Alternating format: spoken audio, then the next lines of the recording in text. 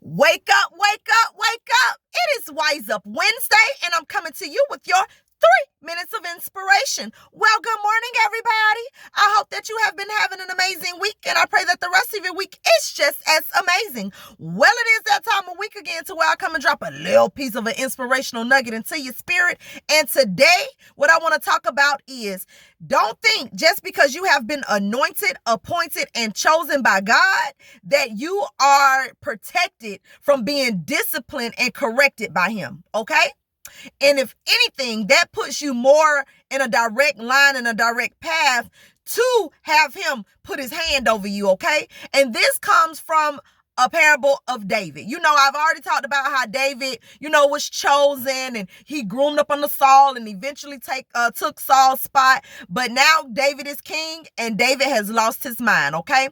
David has put himself in a position to where he done started lusting after his homeboy, old lady, and they ended up sleeping together, got her pregnant, and just like people do, try to cover up his mistakes by lying and being deceptive and all of this stuff, and eventually got Bathsheba's husband, his friend, killed, okay?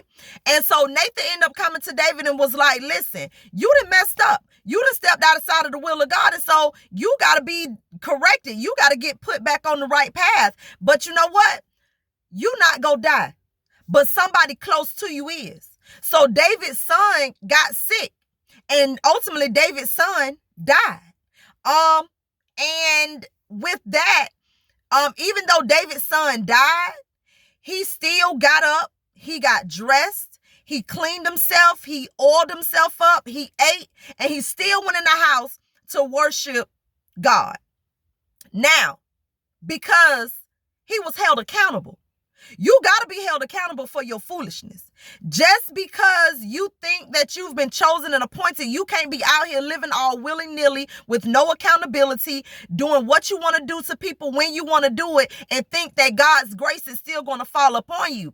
I don't know if you ever heard it, or I don't know if I'm going to quote it right, but how things come back around like karma and stuff around. Sometimes karma, when you out here doing people wrong and you doing stuff you don't have no business, karma sometimes it don't come back to hit you. It hits the people that's around you, so you can sit and watch and see the consequences of your decisions unfold. And that's what happened to David. So David couldn't be mad at God because he messed up.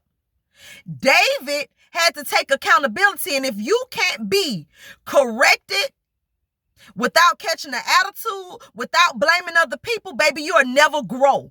All right? So yes, God allowed David's son to die. Yes, that happened. But David knew that God was still worthy to be praised. And that's why God had chosen him, because he knew David had a heart after his own. Okay? So yes, David knew he was wrong. So he knew that it was a consequence that was going to have to pay. That he was going to have to pay. And that he paid that price.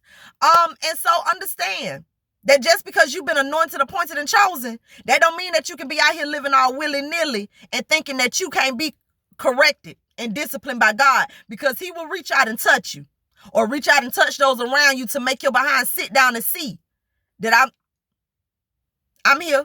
Okay? Well, I love y'all. I thank y'all for tuning in. Continue to stay God's focus. Continue to stay blessed up. Remember, you are a kingdom's kid, so act like a kingdom's kid, okay? I love y'all. Continue to live your best life. It's up and it's stuck, y'all. And until next week, peace.